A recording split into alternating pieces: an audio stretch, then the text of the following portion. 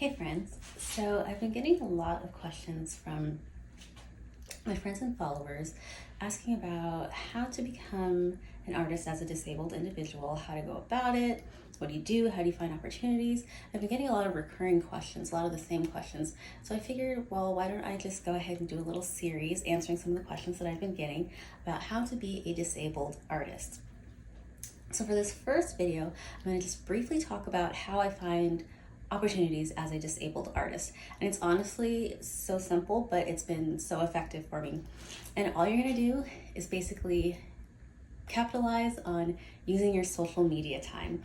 So basically what I've done is really curate my algorithm, and you do that by just searching for call for artists, specifically those words, call for art or call for artists, and just spend a little bit of time scrolling through those posts, interacting with them if you have the capacity to do that, like the posts, comment on them, that kind of thing. And so then eventually your algorithm is going to be very well curated, and it's going to show you all these opportunities that you can apply for. And I would also encourage you to make sure that you're applying for opportunities outside of the immediate area of where you live. Apply for opportunities that are in other states. That's going to give you a lot of really great exposure.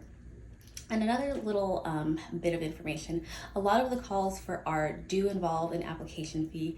I tend to not do those because you're basically spending money for a chance. They could still tell you no, and for me that's just not something that I'm willing to really invest in. If it's for something that's like a really big, awesome opportunity, maybe consider doing that, but it's not necessary to go for the paid opportunities. Now, what I will say though, is that a lot of times there are participation fees or hanging fees that the gallery or the organization or whoever it may be will charge you for your participation in the show. And that's fine because you are paying them for the exposure, for the hanging. You know, they have bills to pay as well, so it makes sense. And then on top of that, they may also take, or not may, they usually will take also a commission off of the sale of your piece if it does sell during the show. So keep that in mind. It's usually 20 to 30% for the piece that you have if it sells, that they take out of the overall price. So that is my number one tip, or my first tip, I would say.